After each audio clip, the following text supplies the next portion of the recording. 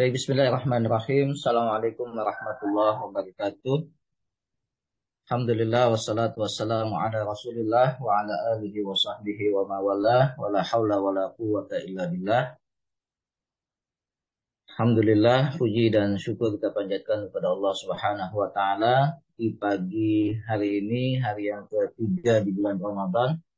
Alhamdulillah Allah masih memberikan banyak kenikmatan kepada kita semua, nikmat iman dan Islam, nikmat kesehatan, nikmat yang lain-lainnya. Mudah-mudahan kita menjadi hamba-hamba Allah yang selalu bersyukur atas nikmat yang Allah telah berikan kepada kita semua. Di samping itu juga ada nikmat kesempatan kita untuk bertalabul ilmi. Mudah-mudahan di subuh Sabtu hari ini ilmu yang kita dapatkan menjadi ilmu yang bermanfaat, ilmu yang dapat kita pahami, ilmu yang dapat kita sampaikan kepada keluarga kita yang paling terdekat dan masyarakat yang ada di lingkungan kita semua. Oleh karena itu kita berdoa kepada Allah Subhanahu wa taala, Allahumma anfa'na bima 'allamtana wa 'allimna ma yanfa'una wa zidna ilman. Allahumma aghnina bil ilmi wa zayyinna bil hilmi wa akrimna bit taqwa wa jammilna bil afiyah. Rabbana zidna ilman warzuqna fahman. Allahumma faqihna fid din wa 'allimna ta'wil. Bapak dan Ibu sekalian, menyambung dari apa yang sudah kita sampaikan pada kesempatan taklim yang telah lalu di bulan Sya'ban, ya, bahwasanya dalam Islam itu ada beberapa instrumen kita dalam berbagi. Banyak bentuk-bentuk cara kita berbagi di dalam Islam. Pada kesempatan yang lalu kita sudah membahas terkait dengan masalah hadiah, ya, hadiah yang dibolehkan dan tidak dibolehkan dalam Islam. Dan masih banyak lagi cara untuk berbagi kepada orang-orang di sekitar kita, ya. Ada nanti yang namanya wasiat, ada yang namanya warisan, ada namanya hibah, sedekah, infak, wakaf, ya. Ini adalah bentuk-bentuk cara berbagi yang disediakan, difasilitasi di dalam Islam, ya. Baik kita mau berbagi pada saat kita masih hidup maupun nanti dibagikannya setelah wafat, ya. Nanti ada instrumen apa namanya wasiat. Wasiat itu pesan untuk membagikan harta benda, ya, ketika masih hidup, tapi nanti implementasinya setelah wafat. Ada warisan instrumen berbagi juga, cara kita berbagi, tapi dibagikannya pada saat kita yang pemilik harta sudah wafat. Ya, jadi yang membagikannya adalah para ahli warisnya. Bukan cuma harta, tapi juga kewajiban-kewajiban lain yang ditinggalkan oleh si mayit. Nah, pagi hari ini insya Allah kita akan membahas terkait dengan bagaimana kita berbagi dengan orang lain, ya, terutama yang kaitannya dengan bulan Ramadan, ya, yaitu zakat, ya, zakat. Karena zakat ini nanti ada zakat yang terikat dengan waktu, ya, seperti bulan Ramadan. Nah, ini zakatun nafas, ya.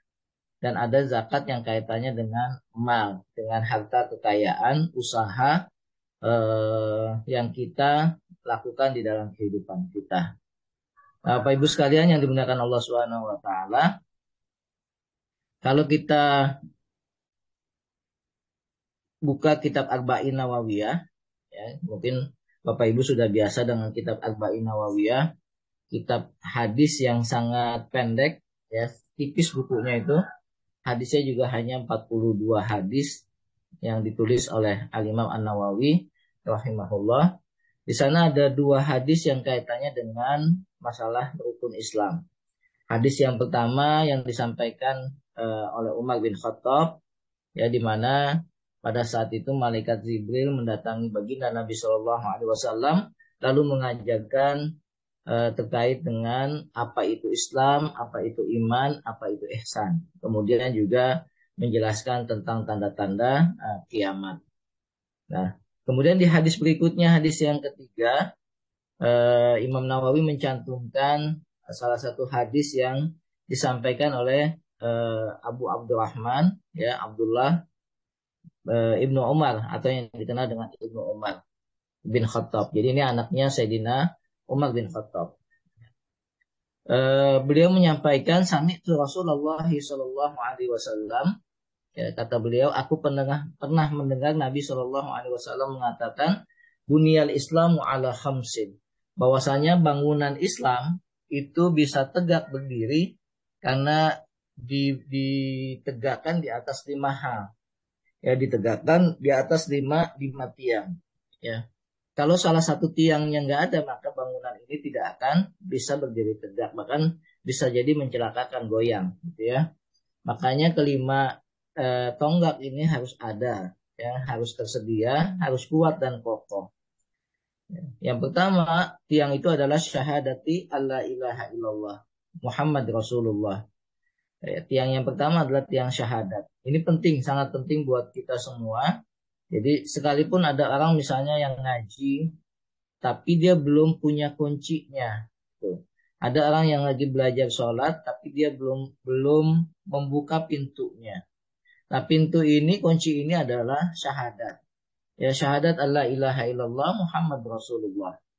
Ya, kalau ada orang misalnya izin ke pihak sekolah supaya anaknya bisa ikut belajar, tapi tidak pernah melakukan registrasi, nggak pernah melakukan PPDB, tidak pernah melakukan pendaftaran, hanya izin anaknya untuk ikut belajar di kelas bersama dengan anak-anak yang lain. Gitu.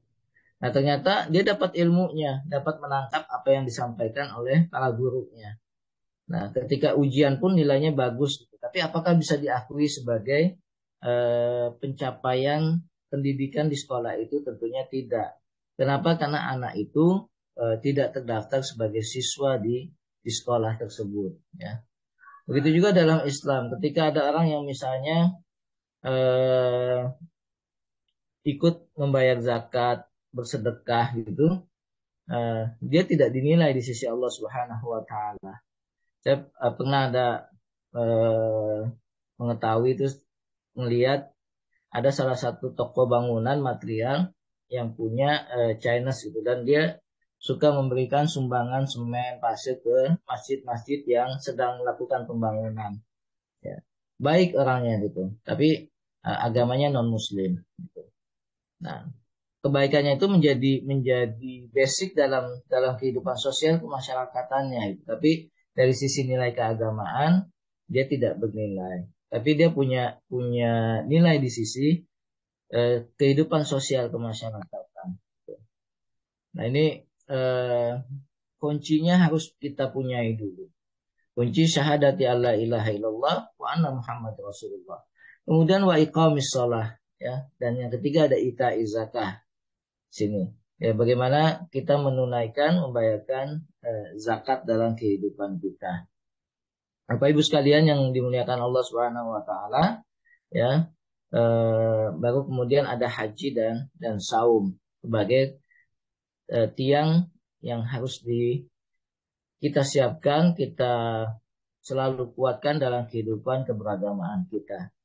Nah, ini sedikit cuplikan terkait dengan siapa Abdullah bin Umar atau yang dikenal dengan Ibnu Umar. Ya, dia kunyahnya Abu Abdurrahman, nama aslinya adalah Abdullah bin Umar bin Khattab, ya, sebagai nama perawi. Lahir setelah Nabi mendapatkan wahyu kurang lebih 2 tahun, ya, setelah Nabi mendapatkan wahyu di Gua Hira, jadi tahun ke-10 sampai ke-11, ya, setelah kenabian. Jadi Nabi mendapatkan wahyu 2 tahun kemudian lahirlah Ibnu Umar. Nah, kemudian beliau ikut berhijrah bersama dengan Sayyidina Umar bin Khattab dan ibunya. Nah, ini satu hal yang sangat menarik nih Bapak Ibu, ketika yang lain hijrahnya ngumpet-ngumpet, tapi Umar bin Khattab hijrahnya justru diumumkan. Sampai beliau mengumumkan pada saat itu, ya, barang siapa yang istrinya mau menjadi janda, anaknya mau menjadi yatim, temui Umar di lembah, karena Umar pengen hijrah ke Madinah. Nah, ini keberanian Sayyidina Umar dalam menegakkan kebenaran. Nah, di usia 14 tahun Ibnu Umar ini minta izin kepada Rasulullah SAW untuk ikut dalam perang Badar dan perang Uhud, tapi Rasulullah SAW tidak mengizinkan karena usianya masih 14 tahun, masih di bawah 15 tahun, ya. Baru kemudian di usia 15 tahun di perang Khandaq beliau diizinkan untuk ikut ikut berjihad bersama Rasulullah Sallallahu Alaihi Wasallam. Nah ini tanda bahwasanya usia balik itu, ya usia balik itu batasnya sampai 15 tahun. Ya, jadi kalau kita punya anak ternyata haidnya lebih cepat sebelum 15 tahun, maka dia sudah balik, ya. Atau anak sebelum 15 tahun sudah mimpi basah, maka dia sudah sebut balik. Tapi kalau belum, batasnya sampai 15 tahun. Nah, sejak kecil Ibnu Umar ini sahabat junior yang dalam ibadahnya juga rajin dan luar biasa, ya, sampai usia wafat beliau juga tidak pernah meninggalkan kewajiban-kewajiban, terutama sholat malamnya. Nah ini salah satu sahabat yang dikenal dengan Abadillah al-Arba'ah. Ya, jadi di sahabat itu ada yang namanya depannya Abdullah semua, ya, termasuk Ibnu Umar, Abdullah bin Umar. Ya, ada di yang lainnya ada siapa? Ada Abdullah bin Abbas, ada Abdullah bin Zubair dan Abdullah bin Umar serta Abdullah bin Amr bin As. Nah, 4 orang ini dikenal dengan 4 sahabat yang nama depannya Abdullah. Nah, maka disebut dengan Abadillah al-Arba'ah, Abdullah yang 4. Ini tahun kelahirannya juga sama nih. Jadi satu angkatan lah, gitu ya. Satu angkatan, baik anaknya Abbas bin Abdul Thalib, anaknya Zubair bin Awam, ya, kemudian anaknya Sayyidina Umar, Sayyidina Amr bin As dan lain sebagainya. Nah, ya Bapak Ibu, kita lihat Ibnu Umar ini termasuk sahabat yang paling banyak meriwayatkan hadis dari baginda Rasulullah SAW, termasuk kalangan fuqaha, ya, ahli fikihnya di kalangan sahabat. Dan beliau sangat getol untuk mengikuti apa yang pernah dilakukan oleh baginda Nabi. Jadi kalau Nabi pernah lewat sebuah daerah, di situ ada pohon misalnya berteduh, maka Ibnu Umar akan melakukan kilas balik dari perjalanan kehidupan Rasulullah SAW. Beliau akan melewati tempat itu juga dan berteduh di pohon itu, di mana Rasulullah SAW pernah berteduh. Itu sekilas tentang tentang Ibnu Umar, sahabat yang meriwayatkan hadis ini. Oke, ini tidak perlu ya. Nah, kemudian secara umum jamaah yang dimuliakan Allah, Masjid Raudhah, kita ada pengertian secara umum dari hadis ini, yaitu mengenalkan rukun Islam secara global, ya. Disebutkan dalam hadis yang kedua juga demikian. Ya, kemudian hadis ini juga menunjukkan berapa pentingnya kelima dari pondasi Islam itu, ya, sehingga dia menjadi kewajiban setiap Muslim untuk mengetahui, untuk mempelajari dan melakukan kelima hal yang menjadi tiang bangunan Islam, ya. Nah, disebutkan oleh Syekh Ismail bin Muhammad Al-Ansari, anna hadhil furudil khamsah min furudil a'yan. Bahwasanya 5 fardu yang 5 ini adalah menjadi kewajiban setiap orang, jadi fardu ain, ya, furudul a'yan. La tasqutu bi iqamatil ba'di 'anil baqin. Dia tidak menjadi gugur kewajiban itu walau telah dikerjakan oleh sebagian orang, ya. Ini Bapak Ibu sekalian, ya. Jadi yang 5 hal ini adalah pekerjaan yang wajibnya wajib ain atau fardu ain, bukan fardu kifayah. Kalau fardu kifayah dikerjakan oleh sebagian kaum muslimin, maka yang lainnya tidak terkena dosa. Ya, kayak sholat jenazah itu kalau sudah dikerjakan oleh sebagian, ya, maka yang lainnya sudah tidak punya kewajiban. Tapi kalau kita melihat rukun Islam, ini wajib masing-masing mengerjakan, ya, dimana kalau kita syahadat, maka setiap orang wajib untuk syahadat, baik syahadat syahadat la ilaha illallah maupun syahadat kenabian Muhammad Rasulullah. Begitu juga dengan sholat, ya. Sholat ini nggak ada kata tidak dikerjakan, dalam kondisi apapun harus dilakukan, ya. Beda dengan haji, kewajibannya hanya bagi yang mampu, ya, mampu dalam segala hal, mampu dalam menyiapkan harta benda, mampu dalam fisik dan lain sebagainya. Ya. Ada saum juga demikian yang Allah wajibkan di bulan Ramadan itu wajib dilakukan oleh setiap yang mengaku beriman yang Allah panggil dalam surat Al-Baqarah 183 itu. Ya. Anna hadhil furudil khamsa min furudil a'yan. Ya, Bapak Ibu sekalian. Nah, kemudian ini gambaran saja bagaimana Islam membangun itu, terutama ya terkait dengan zakat, ya. Di mana zakat ini diwajibkan pada saat pertama kali di Mekah, cuma belum menjadi tren, belum menjadi kewajiban yang permanen, gitu ya. Sama seperti sholat pun di Mekah itu sudah diwajibkan. Nah, pelaksanaannya baru dilakukan pada bulan Ramadan tahun kedua, ya, berupa zakat fitrah. Dan Rasulullah SAW ketika di Mekah itu sudah mengutus para sahabat untuk melakukan pengambilan zakat. Nah, jadi ini bedanya di zaman Rasulullah dengan zaman kita. Kalau zaman Rasulullah zakat itu diambil, diketuk dari rumah ke rumah. Jadi bukan kita yang datang ke petugas, tapi petugas yang mendatangi kita satu persatu. Ya, sebagaimana dalam riwayat tuh dijelaskan, bahasa Rasulullah SAW Umar ala sadaqah. Ya, Rasul menjadikan Umar untuk memungut sedekah, adalah hal ini pajak. Wa ba'asa Ali bin Abi Thalib wa Khalid bin Walid ila Yaman. Bahkan ke negeri yang jauh pun yang sudah memeluk Islam, itu Rasulullah SAW mengutus Sayyidina Ali bin Abi Thalib dan Sayyidina Khalid bin Walid ke Yaman. Jadi Yaman itu sudah ada pada saat itu dan sudah banyak yang Muslim juga, ya, di zaman Rasulullah SAW, sehingga perlu ada petugas zakat yang memungut, ya, yang mengambil zakat itu. Ada lagi siapa, Al-Muhajir ibnu Abi Umayyah, ya, bin Mughirah, ya, ini diutus ke Kinda dan Sofat.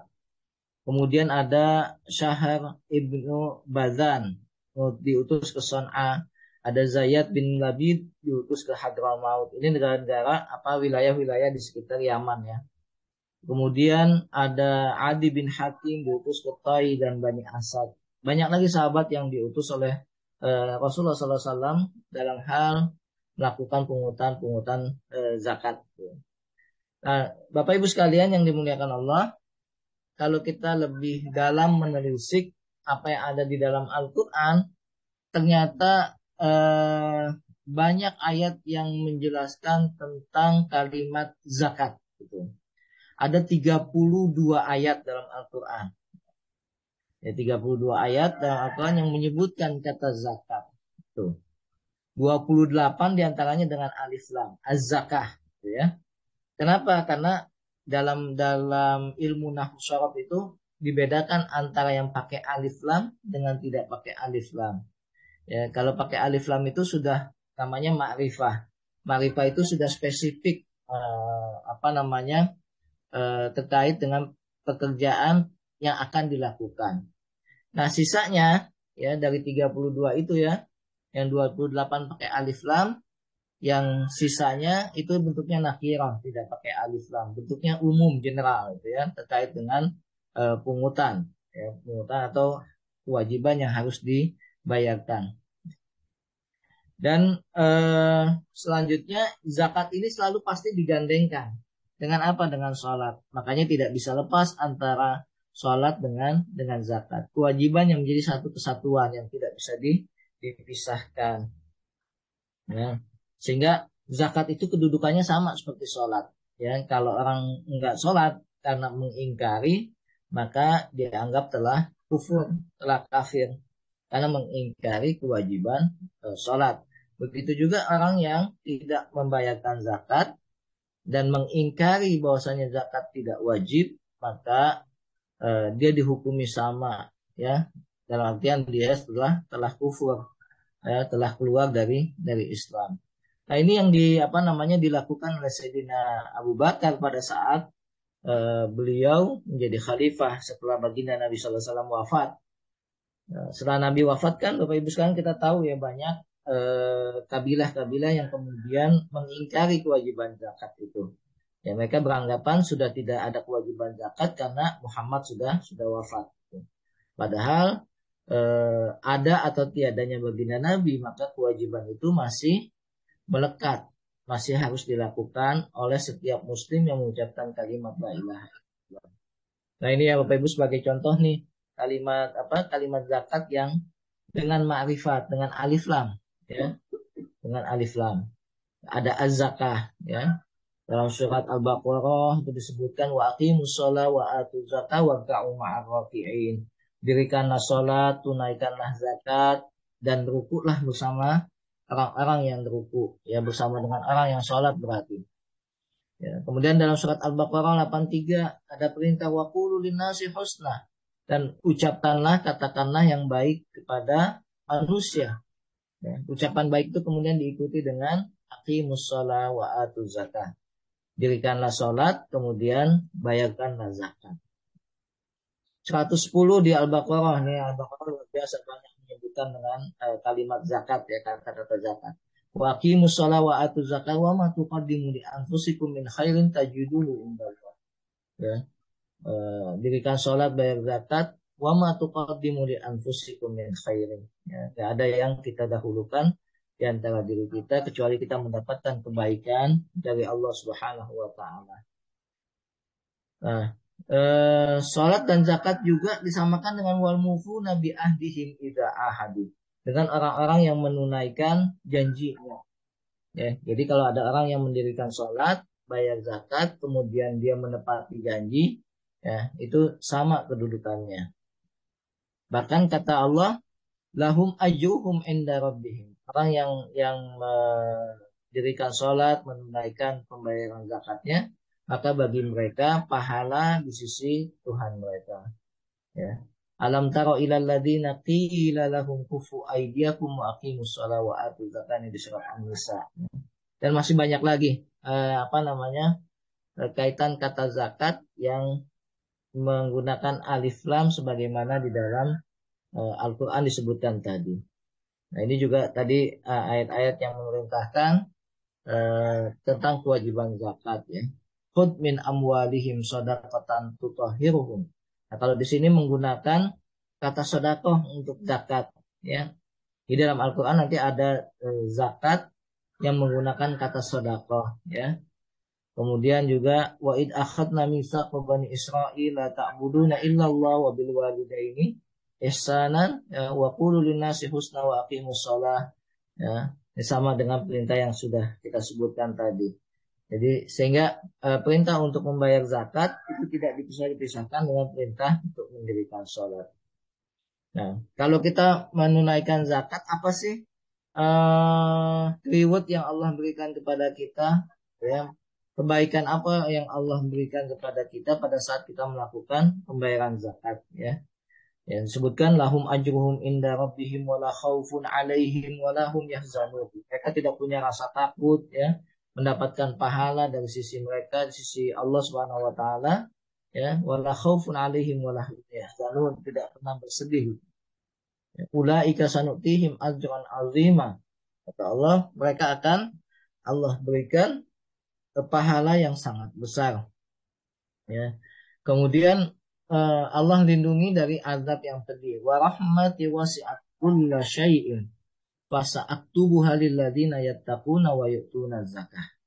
Ya, ketika Allah memberikan azab, memberikan ujian, cobaan, lalu Allah memberikan kasih sayang kepada yang Allah kehendaki, dan itu dituliskan, diberikan hanya kepada lil ladzina yattaqun, kepada orang-orang yang beriman dan juga menunaikan pembayaran zakat, ya.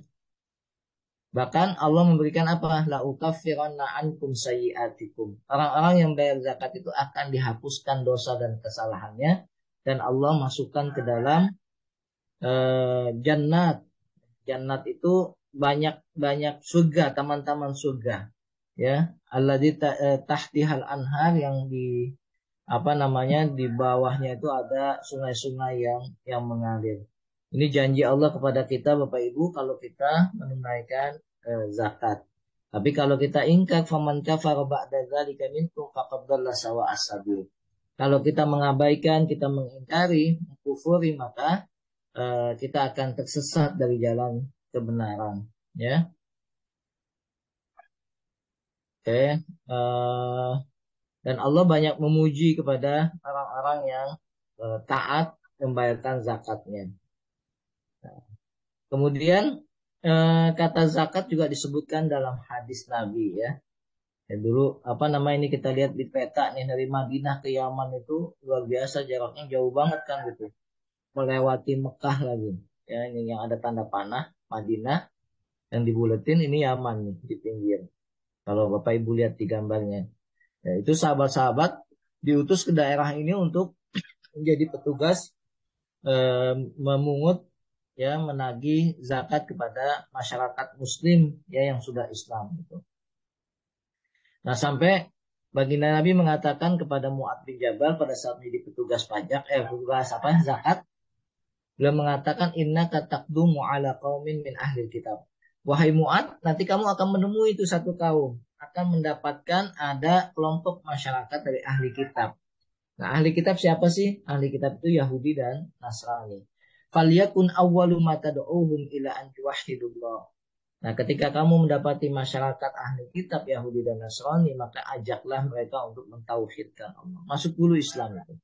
Kalau mereka sudah paham Islam, ya, sudah tahu apa itu Islam, maka kasih tahu tentang kewajiban sholat. Jadi urutannya adalah sholat terlebih dahulu. Fa'idha sallu, apabila mereka sudah sholat, fa'akhbirhum annallaha iftaradu alaihim zakah.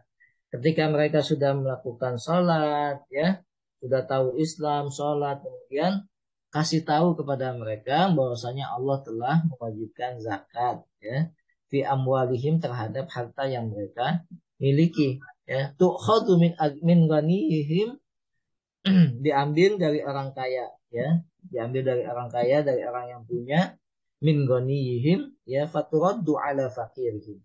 Untuk apa? Untuk dikembalikan, untuk diberikan, disalurkan, didistribusikan kepada orang-orang yang fakir. Nah, ini apa namanya? Tugas yang Allah berikan, Rasulullah sampaikan, tugaskan kepada Mu'ad bin Jabal. Kemudian kata baginda Nabi, mata famadun min sibarin wala bahrin illa biman aizakah, ya. Bahwasanya tidak ada harta benda yang binasa di laut maupun di darat kecuali orang yang enggan, yang tidak mau membayar zakat. Baginda Nabi juga menyebutkan hasinu amwalakum bisakah.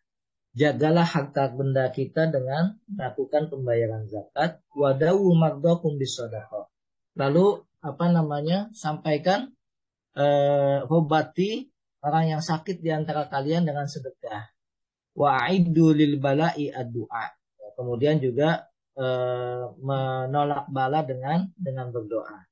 Ya, ini salah satu bentuk menjaga harta dengan membayar zakat, kemudian mengobati yang sakit di antara kita dengan sedekah, dan menolak bala dengan melantunkan doa kepada Allah Subhanahu wa taala. Ya. Baik Bapak Ibu sekalian, kemudian kita langsung ya yang kaitannya dengan kita di bulan Ramadan, gitu ya. Yang kaitan dengan kita di bulan Ramadan itu ada satu kewajiban zakat kepada kita, yaitu namanya zakatul fitr. Ya. Nah, zakat fitrah yang kita kenal. Jadi zakatul nafas dan ada zakatul mal. Ya, zakat nafas ini adalah zakat fitrah. Zakat mal adalah zakat terkait dengan harta benda, pekerjaan, pendapatan yang kita peroleh. Nah, kaitan kita di bulan Ramadan ini sejak hilal Sya'ban, ya, sejak hilal Sya'ban itu di hari Rabu sore maghrib, maka di situ sudah muncul kewajiban zakat fitrah kita. Makanya kalau apa namanya, kalau kita punya keluarga, ada yang meninggal ketika azan maghrib sudah berkumandang, maka dia wajib untuk dizakatkan fitrahnya, ya. Atau ada anak yang lahir sebelum bulan Syawal datang. Misalkan maghribnya itu jam 6, ya. Anak itu lahir jam 5.45 misalnya, sebelum jam 6.00. Maka anak ini wajib untuk dibayarkan zakat fitrahnya. Beda kalau misalnya dia lahirnya jam 0.02 misalnya, jam 6.02 ya.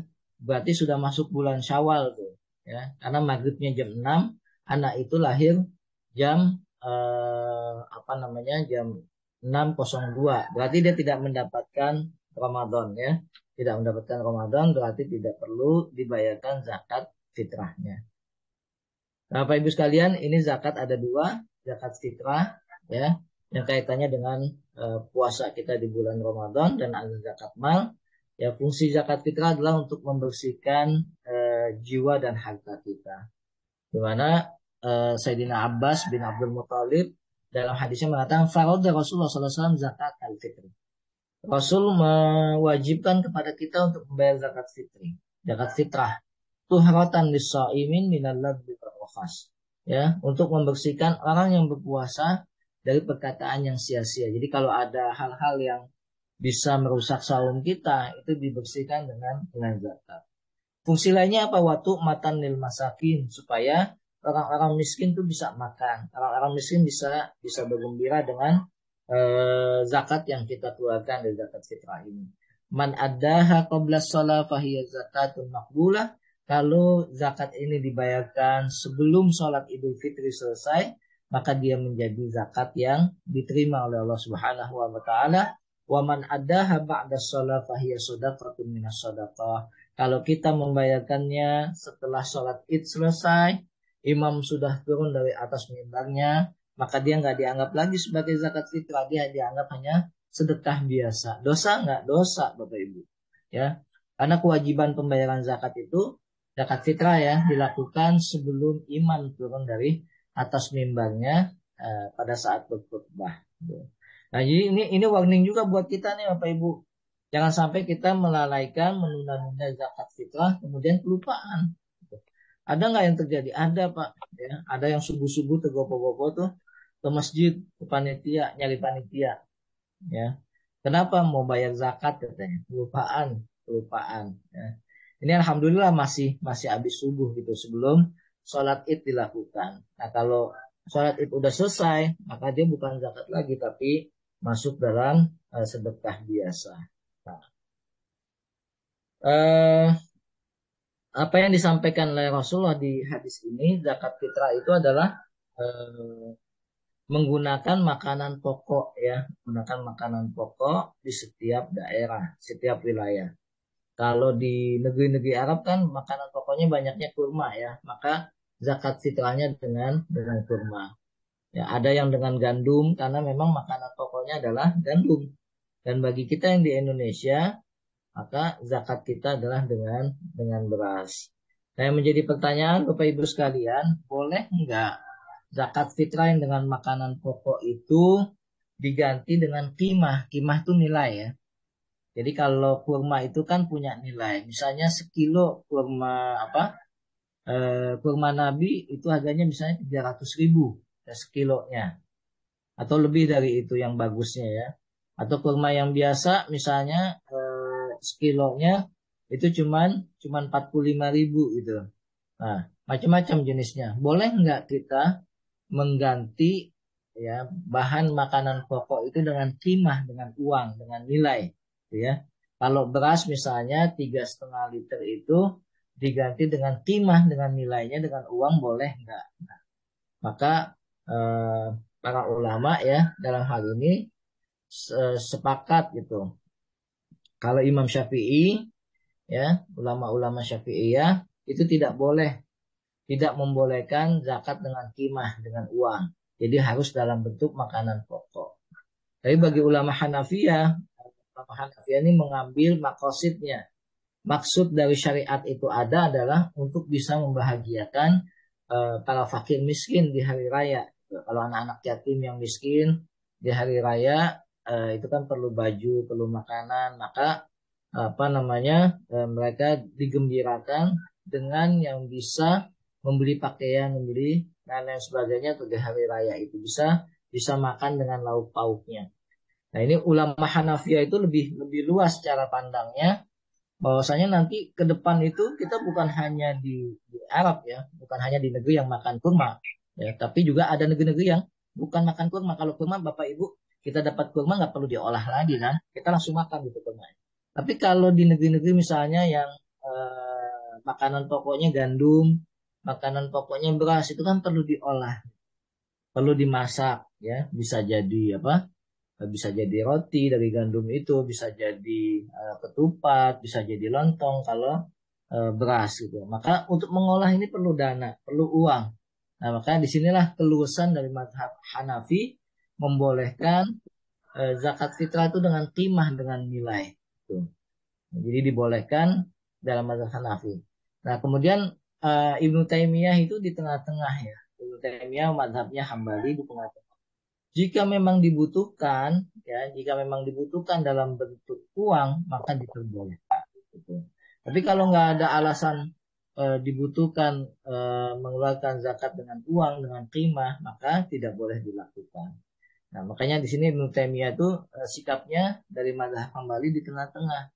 Ya, kalau memang ada kebutuhan dikeluarkan dengan uang, maka boleh mengeluarkan zakat dengan uang. Gitu. Kalau nggak ada kebutuhannya, nggak perlu gitu ya. Nah, itu sikap beliau di pertengahan. Lalu gimana dengan zaman sekarang? Nah, kita bisa mengadopsi, bisa mengambil beberapa pendapat ini, ya, karena ada orang yang bukan cuma butuh beras, Pak, ya, dia butuh lauk pauk, butuh daging, untuk temannya makan beras di hari raya, gitu. Makanya uang itu dibutuhkan oleh para mustahik, karena ada beberapa kejadian. Ada orang yang terima beras zakat tapi nggak punya lauknya, harusnya beras zakatnya itu dijual gitu. Dijual buat apa? Buat beli gas, buat beli bumbu, ya, buat beli apa namanya daging dan lain sebagainya supaya ada temannya pada saat itu kejadian. Makanya madhab Hanafi ini dan juga madhabnya Hambali Ibnu Taimiyah itu mengambil jalan tengah. Kalau dibutuhkan silakan pakai uang gitu. Karena emang sebuah kebutuhan ya. Di zaman sekarang itu kebutuhan, apalagi kita di Indonesia. Ya. Nah, ini masalah-masalah istihadiyah yang kita tidak perlu, kayaknya hampir tiap tahun tuh ya, kita sekarang suka ribut. Boleh nggak sih dapat pakai uang gitu. Nah, bagi yang mau ngambil pendapatnya Imam Syafi'i silahkan. Gitu. Yang, oh saya mau pakai beras aja lah, nggak usah pakai uang, monggo silahkan. Tapi bagi yang mau mengeluarkan dengan timah, ya, ya udah karena masyarakat ada yang butuh untuk lauk pauknya, untuk kebutuhan hari rayanya, saya pakai uang aja deh gitu. Nah itu juga boleh. Jadi nggak perlu apa, nggak perlu ada pro dan kontra gitu ya. Karena memang dalam Islam sejak dulu nih, bahkan sejak Imam Abu Hanifah itu sudah terjadi perdebatan permasalahan ini ya, diskusi-diskusi tentang ini boleh apa sudah terjadi. Maka kita yang belakangan hanya tinggal mengambil istihad-istihad para ulama ya, istihad para ulama. Bahkan dalam hal ini Imam Bukhari itu yang kadang pendapat-pendapatnya tidak pernah sejalan dengan mazhab Hanafi, tapi secara zahir di teks tekstual yang ditulis oleh Imam Bukhari ya, itu beliau termasuk yang menyetujui zakat dengan timah, dengan uang. Nah itu apa namanya terkait dengan kondisi kita sekarang zakat fitrah ya. Kapan mulai pembayaran zakat fitrah? Ya, boleh kita bayarkan zakat fitrah dari sejak 1 Ramadan sampai dengan nanti imam turun dari mimbarnya ya. Atau paling afdol ya, paling afdol itu waktu untuk membayarkan zakat ya, zakat fitrah itu pada saat malam takbiran. Ya. Itu paling afdol. Jadi, tapi jangan kita semua ngambil waktu itu ya, waktu yang paling afdol, kasihan panitia zakat nanti. Ya, karena perlu distribusi lagi, perlu pembagian lagi. Paling tidak 2 hari sebelum sebelum Idul Fitri itu sudah kita setorkan supaya panitia itu punya keleluasaan waktu Bapak Ibu untuk membagikan ya. Dan orang yang menerima juga punya keleluasaan, keluangan waktu untuk mengolahnya ya. Kalau kita bayarkan di waktu yang paling afdol ya, di antara apa di malam takbiran atau di antara waktu subuh dengan sholat id, itu waktunya mepet banget gitu. Walaupun afdol ya, tapi eh, kita melihat apa namanya zakat yang diterima oleh fakir miskin itu perlu perlu diolah, perlu apa namanya perlu dibelanjakan, ya, perlu membuat dan lain sebagainya sehingga mereka bisa bergembira di saat waktu Id itu datang, ya, waktu Idul Fitri itu tiba, mereka sama-sama gembira. Nah, besarannya nanti kita bisa ikut dengan pengumuman panitia yang ada di ormas atau ada di masjid-masjid. Biasanya kan besarannya suka diumumkan untuk beras 2,5 kilo atau 3,5 kilogram. Untuk kimahnya dalam bentuk uangnya itu disesuaikan kita makannya berapa gitu. Kalau Bapak Ibu makan yang berasnya 5.000 seliter, kalau masih ada ya 5.000 seliter ya, nanti kalikan aja 5.000 kali 3,5 liter. Kalau ada yang makan misalnya 10.000 sekilonya, nanti kalikan aja 10.000 kali 2,5 kilo gitu, ya. Jadi mau menggunakan hitungan kilogram atau liter, monggo silakan, itu pilihan. Gitu. Dan nanti kalau mau diuangkan berapa beras yang kita beli. Gitu. Oh, kalau saya sih misalnya dicampur berasnya sehingga harganya mungkin jadi 15.000 sekilonya gitu. Nah, 15.000 sekilo itu dikalikan 2,5 berarti sekitar berapa? 45-an ya, hampir 50 ya. Nah, itu menyesuaikan dengan beras yang kita konsumsi. Kalau mau diuangkan, betul. Kadang ada pertanyaan lagi nih Bapak Ibu, boleh nggak sih tanah masyarakat yang bayar ke masjid itu zakatnya banyak kan pakai uang, sehingga nggak ada yang beras. Kalaupun ada beras sedikit, boleh nggak panitia masjid, panitia zakat itu mengkonversi uang yang sudah dibayarkan itu dibelikan beras, gitu ya? Nah, itu istihad, apa namanya, kebijakan DKM, panitia penerima zakat. Kalau memang dibutuhkan pembagiannya dalam bentuk beras, maka boleh mengkonversi, boleh membelikan uang yang sudah dibayarkan itu ke dalam bentuk beras. Jadi nanti pembagiannya ada beras, ada uang tunai gitu ya. Nah, panitia boleh membelikan beras dari uang yang terkumpul. Nah, kemudian kepada siapa ini diwajibkan? Ya, kepada orang yang muslim dan mampu.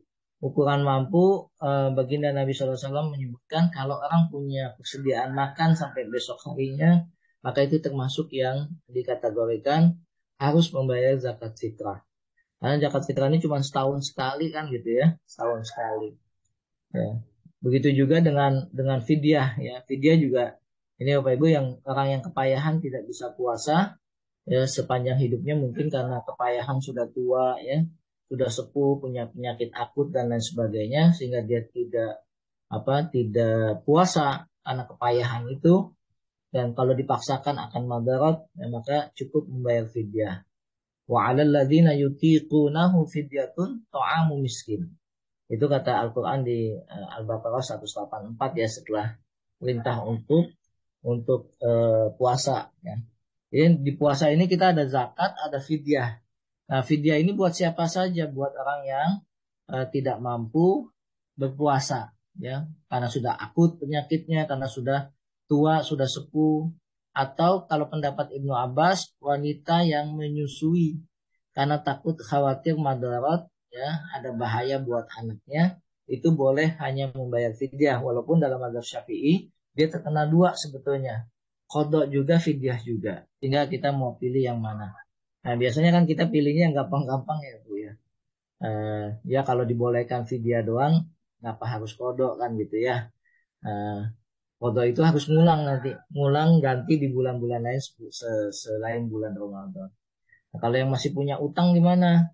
Punya utang ternyata nggak dibayar-bayar, baru keingetan pas sudah sepuh gitu kan. Ya, karena kondisinya sudah sepuh, puasa juga nggak bisa, ya dibayarkan fidyahnya saja. Dihitung berapa hari dikalikan dengan tidak puasanya, dikalikan dengan fidyahnya. Ya ini apa namanya secara umum ya Bapak Ibu, ada kadarnya. Ya, tadi kita sudah sebutkan 2,5 kilo, 3,5 liter beras. Kemudian kalau mau diuangkan berapa kita beli berasnya. Gitu. Itu kira-kira yang bisa saya sampaikan pada kesempatan subuh Sabtu hari ini. Mudah-mudahan jadi panduan buat panitia yang dikasih amanah untuk menjadi panitia zakat, menjadi pengingat buat kita yang merupakan wajib zakat itu. Ya, jadi kalau ada keluarga kita yang wafat tapi waktunya sudah masuk bulan Ramadan, itu dikeluarkan zakat fitrah. Kalau ada anak yang lahir sebelum Ramadan selesai, ya, anggap maghrib itu waktu waktu selesai Ramadan ya di tanggal 29 atau 30. Maka anak yang lahir sebelum azan maghrib dikumandangkan di hari terakhir bulan Ramadan itu wajib untuk dibayarkan zakatnya. Nah, kalau ada yang lahir lewat itu maka tidak perlu membayarkan zakat. Atau ada orang yang meninggal sebelum maghrib jam 5 sekian, itu maghribnya jam 6. Maka orang yang meninggal sebelum masuk waktu Ramadan tidak perlu dibayarkan zakat fitrah. Wallahu a'lam bishawab. Sampai sini ada yang mau didiskusikan Bapak Ibu? Enggak. Terima kasih Ustadz. Ustadz, ini berkenaan dengan pelaksanaan zakat fitrah Ustadz ya. Kalau zakat fitrah kami sih sejauh ini sudah setuju lah. Mau yang pakai beras silakan, yang mau pakai uang silakan. Cuman Ustadz, ini pertanyaan Ustadz, dalam prakteknya kan ada yang bayar sesuai berasnya dia Ustadz. Ada yang 7, ada yang 40. Kan kalau kita masukin ke amplop susah tuh Ustadz. Nah, apakah boleh kami bulatkan Ustadz? Nah, itu pertama Ustadz. Betul. Kadang-kadang kan dalam pembagian ini kan ada yang minta jatah buat mosaiknya gitu. Tahun ini kebetulan kami ingin supaya pembagian itu kita bagian tanggal 28, malam 28. Karena apa? Takutnya butuh waktu, mosaiknya di kampung. Kadang-kadang seperti Ustadz bilang tadi, takutnya pemberiannya sesudah ini ceramah di hari Idul Fitri Ustaz, dan jatuhnya sedekah. Karena kami buat hati-hatian, tapi ya berpeluang lagi yang bagi kan Ustaz ya, apakah orangnya amanah atau tidak kita nggak tahu. Kemudian Ustaz yang fidyah Ustaz, yang fidyah ini sering kebiasaan orang-orang ngasih kita di tanggal 29 Ustaz. Nah, kan kita nggak pernah ketemu warung lagi. Kemudian kan fungsi fidyah ini adalah memberi makan buka puasa. Jadi kita sudah woro-woro kemarin tanggal 25 atau 26, jadi kami masih punya kesempatan membeli makan. Pertanyaan saya, apakah boleh fidyah ini satu kali jalan? Maksudnya dari awal dia bayar buat 30 orang atau per hari Ustadz? Bagaimana Ustadz? Ya. Jadi terkait dengan fidyah, afdolnya itu adalah per hari ya. Dimana kita nggak puasa, hari itu kita bayarkan fidyahnya. Itu afdolnya. Tapi boleh nggak kita nggak ngambil yang afdolnya yang biasa-biasa aja. Dimana kita membayarkan itu gelondongan. Dalam arti sekalian, diskaliguskan gitu. Jadi sekaliguskan juga boleh. Baik masih dalam kondisi Ramadan ataupun di luar Ramadan. Karena fidyah nggak ada kaitannya dengan pembayarannya tidak dikaitkan dengan bulan Ramadan. Dalam artian memberikan makan orang miskin pun boleh di luar Ramadan ya. Jadi lebih fleksibel sebetulnya untuk pendistribusian fidyah Pak Julius ya. Jadi boleh kita menyalurkan fidyah itu setelah imam turun dari mimbarnya di bulan Syawal. Jadi tidak harus di bulan puasa Ustaz, karena saya pernah dengar hadis sahabat Nabi yang tua itu Anas bin Malik kan. Jadi dia bayar sekaligus di hari di buka puasa buat orang buka puasa. Saya pikir ya di bulan puasa, ternyata bukan ya Ustaz ya, bisa di bulan jadi bebas boleh disalurkan setelah puasa, tapi tujuannya kepada fakir miskin ya, untuk makan mereka gitu. Tapi lebih afdolnya lagi kita salurkan pada saat kita nggak puasa hari itu, kita salurkan hari itu juga. Yang kedua pilihannya kita bayarkan sebelum Ramadan selesai gitu. Bentuknya gelondongan, general, sekaligus gitu ya. Hitungannya misalnya nggak puasa 30 hari, di hari yang ke-30 atau hari yang ke-28 atau 29 kita bayarkan semuanya itu.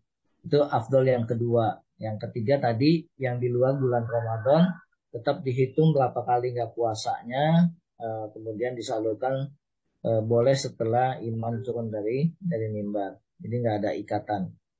Nah, beda dengan zakat fitrahnya.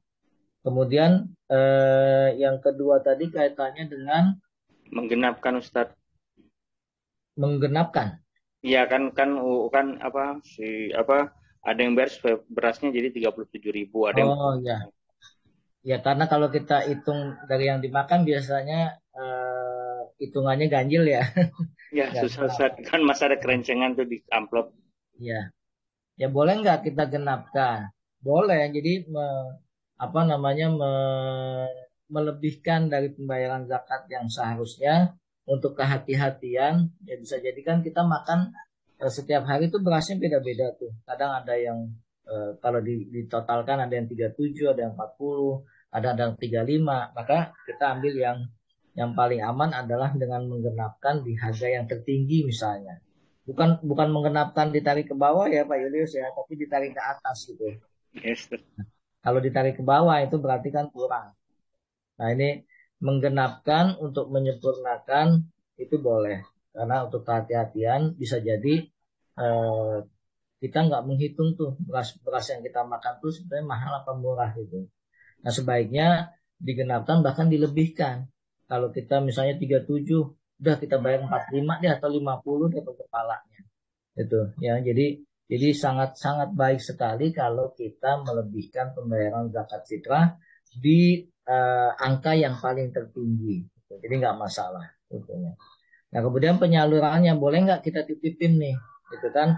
Nah kalau kita mau menitipkan, kita sampaikan dulu kepada orang yang menerima zakatnya. Misalnya orangnya udah di kampung nih, ya orangnya udah di kampung kita sampaikan Pak Ahmad, Pak Ahmad dapat zakat fitrah nih, tapi karena Pak Ahmad ada di kampung, saya titipin ya sama Pak Gozali uangnya, gitu.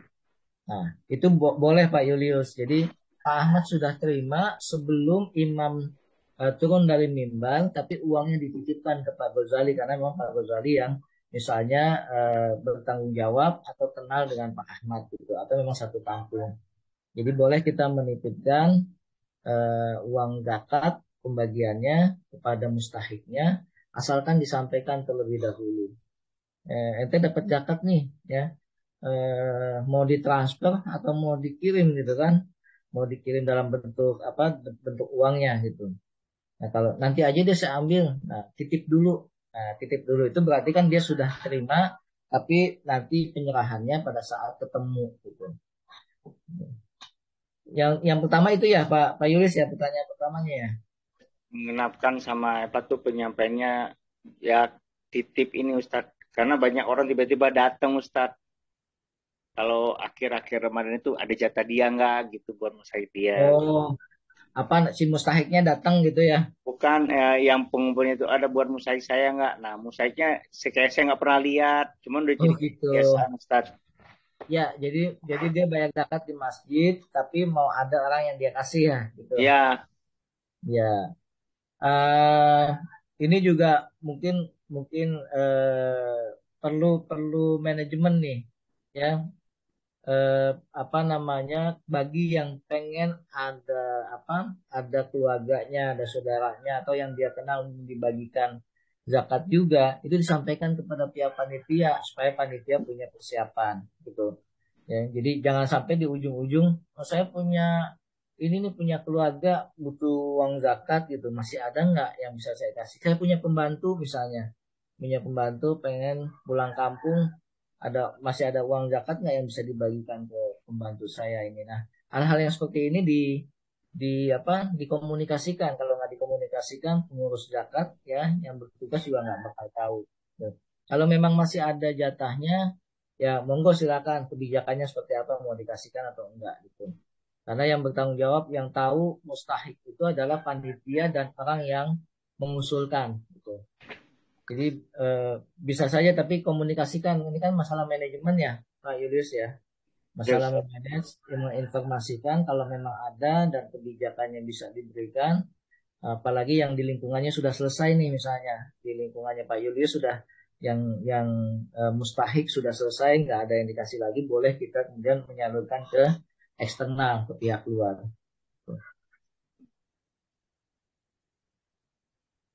Itu aja dulu Ustadz. Mungkin ada pertanyaan dari bapak-bapak atau ibu lain. Tadi ada yang raise hand ya, Bu siapa Bu Erlinda nih ya, angkat tangan tadi. Mangga silakan Pak Sujangi, Pak Khairul Halim.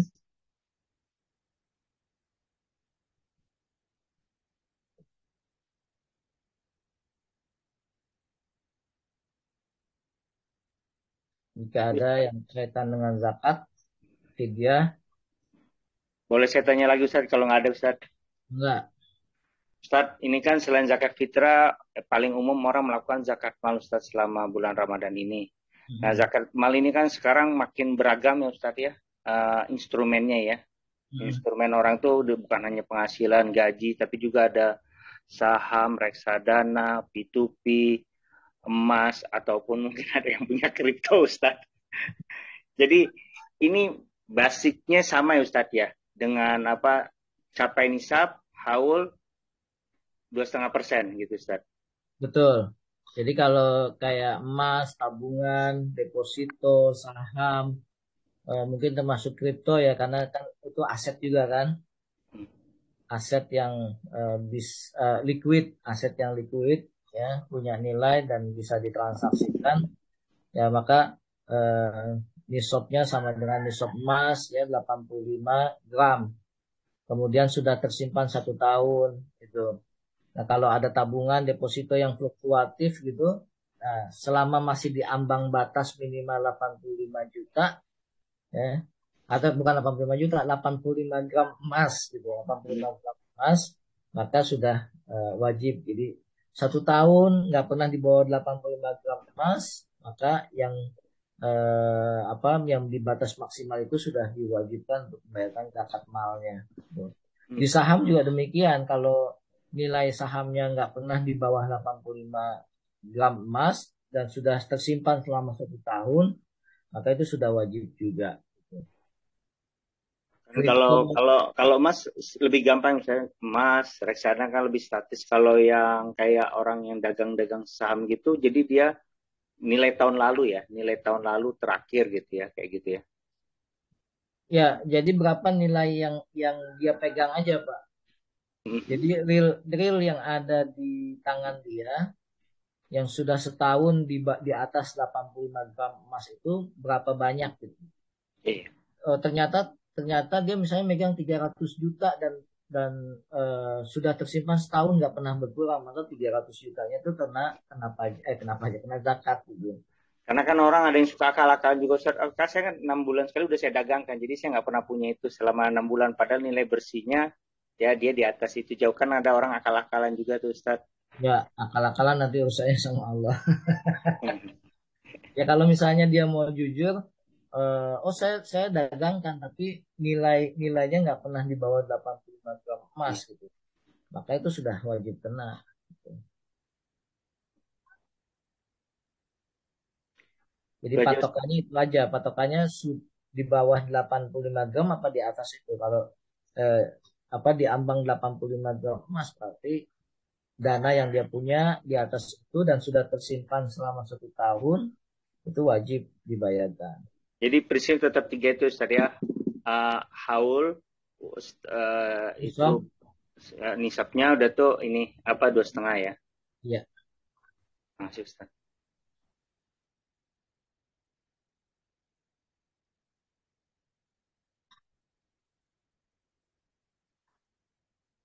Kalau ibu-ibu yang haid berarti harus kodok ya, nggak ada fidyah kecuali yang memang punya penyakit akut yang kalau dia puasa membahayakan dirinya. Gitu.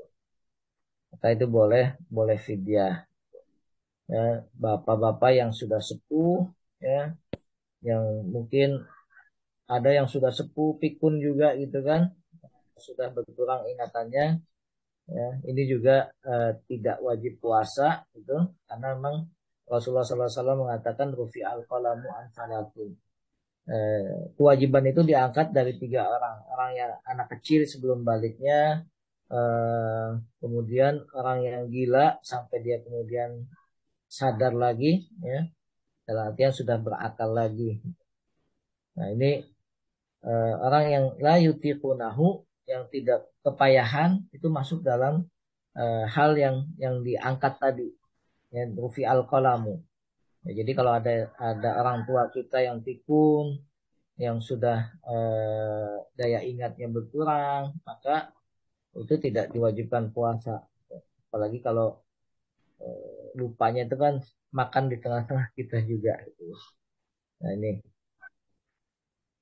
Baik kalau tidak ada lagi kita cukupkan. Ya, Ustaz.